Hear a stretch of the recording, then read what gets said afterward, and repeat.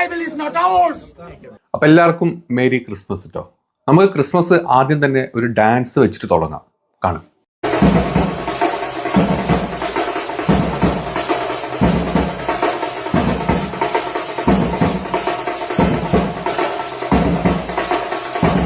അപ്പം എങ്ങനെ എല്ലാവർക്കും ഇഷ്ടപ്പെട്ടു ഡാൻസ് ഒക്കെ?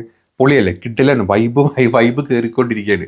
ഒരു സൈഡിൽ നമ്മൾ പറഞ്ഞ പോലെ കേക്ക് കൊടുത്തുകൊണ്ടിരിക്കും, ഒരു സൈഡിൽ കൊടുത്ത കേക്ക് കട്ട് ചെയ്തുകൊണ്ടിരിക്കും, മറ്റൊരു സൈഡിൽ കൊടുത്ത കേക്കിൻ്റെ അകത്ത് ചാണകം വെച്ച് അതൊക്കെ എല്ലാവരുടെ അണ്ണാക്കിലോട്ട് അടിച്ചും കൊടുക്കും. ഇതാണ് നമ്മുടെ പൊതുവേ ഉള്ളൊരു ശീലം.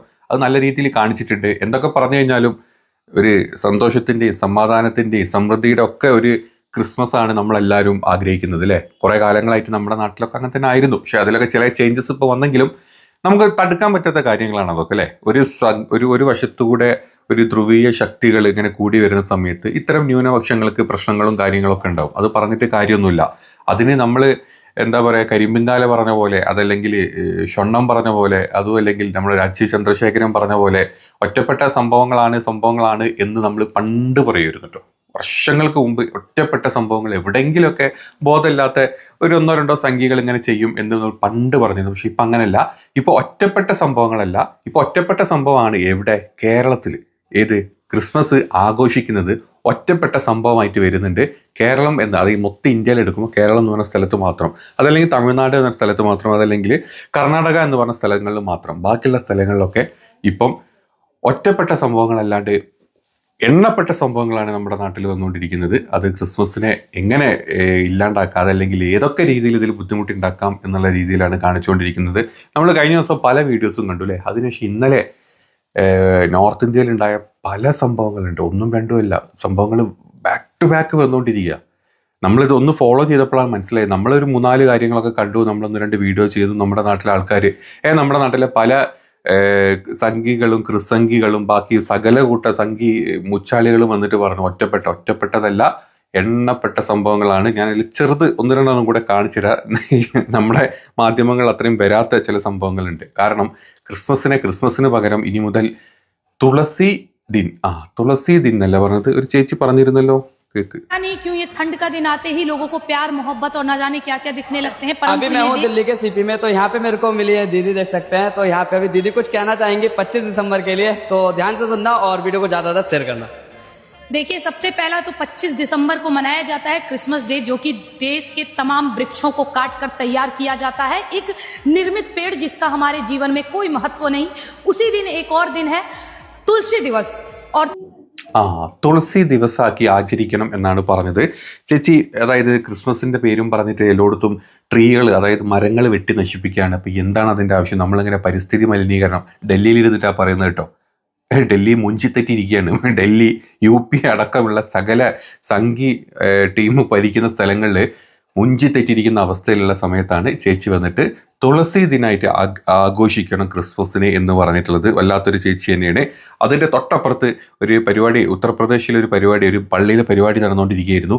അതിൻ്റെ ഫ്രണ്ടിൽ വന്നിട്ട് നമ്മുടെ ചങ്കിക്കൂട്ടങ്ങൾ ഹനുമാൻ ചാലിസും കൂടെ പാടിയിട്ടുണ്ട്. വളരെ രസകരമായിട്ടുള്ള ഒരു ആചാരമാണ്. അകത്ത് മാസ് നടക്കുന്ന സമയത്ത് പുറത്ത് നമ്മൾ ഹനുമാൻ ചാലിസ പാടും. അതുകൂടെ കേട്ടിട്ട് വാ.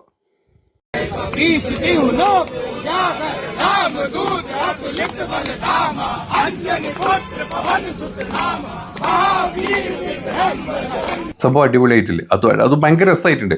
ഒരു മതസൗഹാർദ്ദം തുളുമ്പിയൊക്കെ ഇരിക്കുന്ന നാടാണ് നമ്മുടെ ഉത്തരേന്ത്യ. ഇപ്പം ഇനി അവിടുന്ന് നമ്മൾ കുറച്ചിങ്ങോട്ട് സൈഡിലോട്ട് മാറി വന്ന സമയത്താണ് ഒരു മോൾ ഉണ്ടായിരുന്നു. ഏതായിരുന്നു ആ സ്ഥലത്ത്? മോളുടെ സ്ഥലം ഞാൻ മറന്നു കേട്ടോ. ആ മോള് നമ്മൾ അടിച്ചു പൊളിച്ചിട്ടുണ്ട് കേട്ടോ.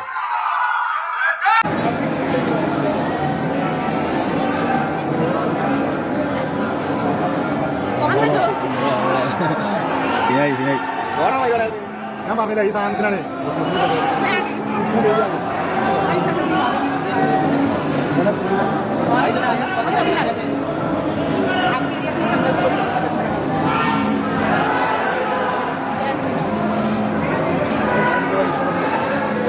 ഇതൊന്നും ഇഷ്ടപ്പെടില്ല ചെയ്യുന്നത്. അതുകൊണ്ടാണ്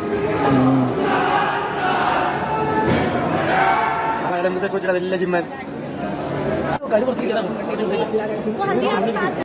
അങ്ങനെ നമ്മൾ ഡൽഹിയിൽ നിന്ന് നമ്മൾ എങ്ങോട്ട് വന്നു, നമ്മൾ യു പിയിൽ വന്നു, അതിൻ്റെ ഇടയ്ക്ക് ഹരിയാന ഒന്ന് ടച്ച് ചെയ്തു. നമ്മൾ അടുത്ത് നമ്മൾ പോകുന്നത് അസാമിലോട്ടാട്ടോ. അസാമിൽ ഒരു സ്കൂളിൻ്റെ മുമ്പിൽ വെച്ച അതായത് ഈ ക്രിസ്മസ് പരിപാടികളും കാര്യങ്ങളൊക്കെ നടന്നിരുന്നു. അതിൻ്റെ മുമ്പിൽ വെച്ചിട്ട് പുൽക്കൂട് നമ്മൾ തകർക്കാൻ പോവുകയാണേ.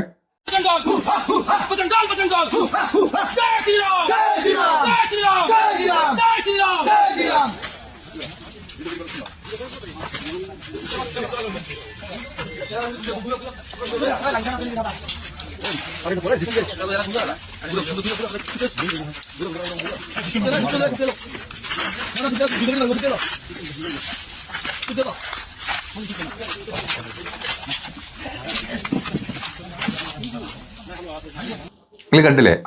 അങ്ങനെ ആസാമും കവർ ചെയ്തു. പിന്നെ നമ്മൾ എല്ലാ സംസ്ഥാനങ്ങളും കവർ ചെയ്തിട്ടുണ്ട്. നമ്മൾ സംസ്ഥാനങ്ങളൊക്കെ ഇങ്ങനെ കവർ ചെയ്ത് പോയിക്കൊണ്ടിരിക്കുകയാണ്. പിന്നെ സൗത്ത് ഇന്ത്യയിലേക്ക് അങ്ങനെയായിട്ട് വന്നിട്ടില്ല. സൗത്ത് ഇന്ത്യയിൽ വന്നത് നമ്മുടെ നാട്ടിലെ മറ്റേ പാലക്കാട്ട് ഇച്ചിരി ചാണം തൂറ്റി എന്നല്ലാണ്ട് വേറെ പ്രത്യേകിച്ചൊന്നും നടന്നിട്ടില്ല. അത് നമ്മുടെ ആൾക്കാർ വേണ്ട പോലെ അത് കൈകാര്യം ചെയ്ത് കൊടുത്തിട്ടുണ്ട്. ഏതായാലും നമ്മുടെ നാട്ടിലെ BJP നേതാക്കന്മാരുടെ കണക്ക് വെച്ചിട്ട് കള്ള് കുടിച്ച 10 വയസ്സായും 12 വയസ്സായും പിള്ളേർ ചെയ്തിട്ടുള്ള അതിക്രമമായിട്ട് കണ്ടാൽ മതി. അവിടെ തടുക്കാൻ വന്ന അല്ലെങ്കിൽ അവരെ രക്ഷിക്കാൻ വന്ന BJP നായകനെയാണ് നമ്മൾ മുമ്പോട്ട് കണ്ടത്. അങ്ങനെയാണ് നമ്മൾ പറഞ്ഞു വെച്ചിട്ടുള്ളത്. കാരണം നമ്മുടെ അച്ഛൻ വരെ സമ്മതിച്ചിട്ടുണ്ട് അല്ലേ, BJP തൊട്ടുകൂടാത്ത പറ്റാത്ത ആളൊന്നുമല്ല. BJP എന്ന് പറഞ്ഞാൽ ഇടയ്ക്ക് എൻ്റെ മുഖത്തടിക്കും, ഞങ്ങളുടെ സമുദായത്തിൻ്റെ മൊത്തം മോന്തക്ക് അടിക്കും, ചിലപ്പോൾ ചന്തിക്കിട്ടടിക്കും. അപ്പം ഞങ്ങൾ എന്ത് ചെയ്യും? ഞങ്ങൾ മറ്റേ ചന്തി കാണിച്ചു കൊടുക്കും. നമ്മൾ യേശുദേവൻ എന്താണോ പറഞ്ഞത് അത് അതുപോലെ കാണിക്കുന്നതാണ് നമ്മുടെ പാമ്പ്ളാനി. അപ്പോൾ പാമ്പ്ളാനി പറഞ്ഞത് സത്യമാണ്. നിങ്ങൾ അടിച്ചോ, നിങ്ങൾ തൊട്ടുകൂടാത്ത ആൾക്കാരൊന്നുമല്ല, നിങ്ങൾ ഇവിടെ അടിച്ചോ, നിങ്ങൾ ഈ ചന്തിക്ക് അടിച്ചോ, നിങ്ങൾ ഞങ്ങളെ മേലിട്ട് അങ്ങോട്ട് കുരു പൊട്ടിച്ചല്ലെങ്കിൽ ഞങ്ങൾ ബോംബിട്ട് പൊട്ടിച്ചു കഴിഞ്ഞാലും ഞങ്ങൾക്ക് കുഴപ്പമില്ല. കാരണം ഞങ്ങളെ മടിയിൽ കനമുണ്ട്. അപ്പോൾ കനമുള്ളിടത്തോളം കാലം അതിനിപ്പം പിതാവാണെങ്കിലും അച്ഛനാണെങ്കിലും ബിഷപ്പാണെങ്കിലും ഒന്നും പറയില്ല. മക്കൾ തല്ലിക്കോ എന്നും പറഞ്ഞിട്ട് ഇങ്ങനെ നിന്ന് കൊടുക്കുന്ന പാമ്പ്ളാനിനെ നമ്മൾ ഇന്നലെ കണ്ടിരുന്നു നിങ്ങൾ ആരെങ്കിലും? BJP ക്രൈസ്തവ കാൻഡിഡേറ്റ്സിനെ നിർത്തി എന്നുള്ളത് സത്യമാണ്. അഭൂതപൂർവമായ ഒരു എണ്ണം ഈ BJP കാൻഡിഡേറ്റ്സിൽ ക്രിസ്ത്യൻസിന് വന്നത് ഞങ്ങളും ശ്രദ്ധിച്ചിരുന്നു. അത് അവരുടെ സഭ അവരോട് ആവശ്യപ്പെട്ടതുകൊണ്ട് അവർ ചെയ്തതാണെന്ന് ഞാൻ വിചാരിക്കുന്നില്ല. മറിച്ച് അവർക്ക് അവരുടെ മേലുള്ള ചില ലേബലുകൾ മാറ്റിയെടുക്കാൻ അവരാഗ്രഹിക്കുന്നു. അവരുടെ ഒരു പൊളിറ്റിക്കൽ മൂവ്മെൻറ്റിൻ്റെ ഭാഗമായിട്ട് അവർ ചെയ്യുന്ന കാര്യങ്ങളാണ്. അവർ ഒരു ക്രിസ്ത്യൻ അലയൻസ് അവരാഗ്രഹിക്കുന്നുണ്ട് എന്ന് അവരുടെ പല പ്രസ്താവനകളിലും നിലപാടുകളിലും നമ്മൾ മനസ്സിലാകുന്നുണ്ട്. നമുക്ക് BJPയെ ഞങ്ങൾ ഒരിക്കലും തൊട്ടുകൂടാത്ത പാർട്ടിയായിട്ടോ എന്തോ ഭീകര പ്രസ്ഥാനമായിട്ടൊന്നും ഞങ്ങൾ ആരും കരുതുന്നില്ല. അപ്പോൾ അതാണ് നമ്മുടെ പാമ്പ്ളാനി അച്ഛൻ എന്ന് പറഞ്ഞ നമ്മുടെ പിതാവ്. ഏതായാലും പിതാവ് പേടിയുണ്ട് അല്ലെ, പിതാവിൻ്റെ കയ്യിൽ കനുള്ളത് കൊണ്ട് പിതാവ് നിങ്ങൾ എന്ത് ചെയ്തു കഴിഞ്ഞാലും പിതാവ് ഇതേ പറയാനും പോവുള്ളൂ. പിന്നെ ഇടയ്ക്കിടയ്ക്ക് പിതാവ് ഇട്ട് കൊടുക്കുന്ന പോലെ മുസ്ലിം വിരോധം അത് നല്ല പോലെ പിതാവിനുള്ളതുകൊണ്ട് എവിടെയെങ്കിലുമൊക്കെ ഒരു ചാൻസ് കിട്ടിക്കഴിഞ്ഞാൽ ഈ മുസ്ലിങ്ങളെ കുറ്റം പറയുക എന്നുള്ളത് പിതാവിൻ്റെ ഒരു സ്ഥിരം പരിപാടി ആയതുകൊണ്ട് അതും പ്രശ്നമില്ല. ചില സുപ്രധാന വകുപ്പുകൾ അത് ഏതെങ്കിലും ഒരു സമുദായത്തിൻ്റെതായി കൊണ്ടു നടക്കാതെ അവയെ മുഖ്യധാര രാഷ്ട്രീയ പാർട്ടികൾ തന്നെ കൈകാര്യം ചെയ്യും. ഇപ്പം മുഖ്യധാര രാഷ്ട്രീയ പാർട്ടികൾക്ക് കുറേ കൂടി വിശാലമായ ഒരു ചിന്താ ഫ്രെയിംവർക്ക് അതിൽ ചെയ്യുവാണെങ്കിൽ കുറേ കൂടി നീതിനിഷ്ഠമായ കാര്യങ്ങൾ നടപ്പിലാകും എന്നാണ് വസ്തുത. എന്ന് പറഞ്ഞാൽ ഇപ്പോൾ കോൺഗ്രസ്, മുന്നണിക്ക് നേതൃത്വം കൊടുക്കുന്ന കോൺഗ്രസ് അല്ലെങ്കിൽ CPM, അവർ പ്രധാന വകുപ്പുകൾ കൈകാര്യം ചെയ്യുമ്പോൾ കുറേ കൂടി പക്ഷപാതരഹിതമായി കാര്യങ്ങൾ പോകാറുണ്ട്. ചില വകുപ്പുകൾ ചില മുന്നണിയിലെ ചില ഘടകകക്ഷികൾ കൈകാര്യം ചെയ്യുമ്പോൾ നീതി കിട്ടുന്നില്ല എന്ന തോന്നൽ ക്രൈസ്തവർക്ക് ചിലപ്പോൾ ഉണ്ടാകാറുണ്ട്. അത് UDF-നോട് പ്രത്യേകിച്ചും പിതാവ് ഉദ്ദേശിച്ചത് UDF വരുമ്പോൾ മുസ്ലിം ലീഗിനാണ് എഡ്യൂക്കേഷൻ ഡിപ്പാർട്ട്മെന്റ് പോകുക എന്നുള്ള പ്രൊമൈസസിലാണ്. ഞാനത് കുറച്ച് ക്ലാരിറ്റിക്ക് വേണ്ടി പറഞ്ഞതാണ്. അപ്പോൾ അങ്ങനെ ഒരു സംഭവം UDF-നോട് ഉന്നയിച്ചിട്ടുണ്ട്, അങ്ങനെ ഒരു വിഷയം. UDF-നോട് നിങ്ങൾ ആരെ വിദ്യാഭ്യാസ മന്ത്രിയാക്കണമെന്ന് ഞങ്ങൾ പറയാൻ പോകും. ഞങ്ങളുടെ നിലപാട് എന്ന് പറയുന്നത് മുഖ്യധാര രാഷ്ട്രീയ കക്ഷികൾ പ്രധാനപ്പെട്ട വകുപ്പുകൾ കൈകാര്യം ചെയ്യുന്നത് നോട് ഞങ്ങൾക്ക് യോജിപ്പുണ്ട്. എൻ്റെ പൊന്നു പിതാവേ, ആ ആങ്കറിന് വരെ കാര്യം മനസ്സിലായി. എന്നിട്ടും പിതാവിൻ്റെ ആ ഒരു ഉരുണ്ടുകളില്ല, ഭയങ്കര രസമായിട്ടുണ്ട് കേട്ടോ പിതാവേ. ഈ കോൺഗ്രസ്സിൽ കോൺഗ്രസ്സുകാർ ഭരിച്ച സമയത്ത് കേരള കോൺഗ്രസ് ആയിട്ടും മാണി ഗ്രൂപ്പ് ആയിട്ടും ജോസഫ് ആയിട്ടും തോമസ് ആയിട്ടും ഔസേപ്പച്ചനൊക്കെ ആയിട്ടും ഇഷ്ടം പോലെ പാർട്ടികൾ നമ്മുടെ നാട്ടിലുണ്ട്, ഇപ്പോഴും ഉണ്ട്. മന്ത്രിമാർ ഏറ്റവും കൂടുതലായിട്ടുണ്ട്. ആ മന്ത്രിമാരായ കൂട്ടത്തിൽ ഈ പറഞ്ഞ മുസ്ലിങ്ങൾ ഇപ്പുറത്ത് വന്നിരുന്ന് പറയാണ്, ഈ ക്രിസ്ത്യാനികളൊക്കെ മന്ത്രിമാരായാലേ ഈ ഒരു പ്രത്യേക വിഭാഗക്കാർ മന്ത്രിമാരായ അവർക്ക് മാത്രമാണ് മെച്ചം, ഞങ്ങൾക്ക് മെച്ചമില്ല എന്നൊക്കെ പറഞ്ഞ് നാട്ടിലിറങ്ങിയിരുന്നെങ്കിൽ നമ്മുടെ കേരളത്തിൽ ഏറ്റവും ദൂരം മന്ത്രിമാരായതേ നിങ്ങളുടെ സമുദായക്കാരായിരിക്കും. അത് കഴിഞ്ഞാൽ ഹിന്ദുസ് ആയിരിക്കും, ചിലപ്പോൾ അതും കഴിഞ്ഞിട്ടേ മുസ്ലിങ്ങൾ ഉണ്ടാവുകയുള്ളൂ. അത് അറിഞ്ഞുകൊണ്ട് എന്തിനാണ് പിതാവേ ഈ ആൾക്കാരുടെ ഇടയിൽ ഈ അടി ഉണ്ടാക്കുന്നത്? സംഘപരിവാർ എന്ന് പറഞ്ഞ വിഷജന്തുക്കളെക്കാൾ വലിയ വിഷം നിങ്ങളുടെ ഉള്ളിലുണ്ടെങ്കിൽ അത് അച്ഛൻ്റെ വേഷം ധരിച്ചില്ല, അതങ്ങോട്ട് അയച്ചു വെച്ചിട്ട് ഉള്ളിൽ വല്ല കാവിക്കളസ ബർമൂടുണ്ടെങ്കിൽ അത് എടുത്ത് പുറത്തോട്ട് ഇറങ്ങിയിട്ട് നിങ്ങൾ എന്ത് വേണമെങ്കിലും ചിലച്ചോളൂ, ആരും നിങ്ങളൊന്നും പറയില്ല. പക്ഷേ ഈ വേഷം ഇട്ടിട്ട് നിങ്ങൾ ഈ ഒരുമാതിരി മറ്റേ പരിപാടി കാണിക്കരുത് കേട്ടോ. അതിന് ഞങ്ങളുടെ നാട്ടിൽ അച്ഛൻ എന്നല്ല വിളിക്കല്. അങ്ങനത്തെ ആൾക്കാരെ ഞങ്ങൾ കൂട്ടത്തിൽ വേറൊരു പേരിട്ട് വിളിക്കും. അത് അച്ഛനെ അധികം വൈകാണ്ട് ചിലപ്പോൾ നിങ്ങളുടെ സമുദായക്കാർ തന്നെ വിളിക്കും. കാരണം തല്ല് കിട്ടുന്നത് ഈ മുസ്ലിങ്ങളൊക്കെ കൂട്ടത്തിൽ കൂടുതൽ ഇപ്പം നിങ്ങളുടെ സമുദായം നിങ്ങളുടെ ചന്തിക്കിട്ട എന്നുള്ളത് ഒരു തിരിച്ചറിവ് അച്ഛനുള്ളത് നല്ലതാണ്. പക്ഷേ മടിയിലെ കനം അതിനേക്കാൾ വലുതാണെങ്കിൽ അച്ഛൻ കണ്ണടച്ച് തന്നെ ഇരിക്കും. കണ്ണ് തുറപ്പിക്കാൻ കർത്താവോ അതല്ലെങ്കിൽ നിങ്ങളുടെ കുഞ്ഞാടുകൾ ആരെങ്കിലുമൊക്കെ ആയിട്ട് പുറത്തോട്ട് വന്നോളും. നമുക്ക് അതുവരെ ഒന്ന് വെയിറ്റ് ചെയ്യുക എന്നേ പറയുള്ളൂ. അപ്പം എല്ലാവർക്കും കണ്ടല്ലോ, നമ്മുടെ ഒറ്റപ്പെട്ട സംഭവമല്ല, നമ്മുടെ ഏകപ്പെട്ട സംഭവമായി മാറിയിട്ടുണ്ട് ഇക്കൊല്ലം. ഇനി അടുത്ത കൊല്ലം ഇത് ഡബിളാവും. പിന്നത്തെ കൊല്ലം നമ്മൾ ഈ പരിപാടിയെ നിർത്തും. ക്രിസ്മസിന് പകരം നമ്മൾ തുളസി ദിനമൊക്കെ ആക്കി മാറ്റാനുള്ള എല്ലാ പരിപാടികളും നമ്മൾ എടുത്തു വെച്ചിട്ടുണ്ട്.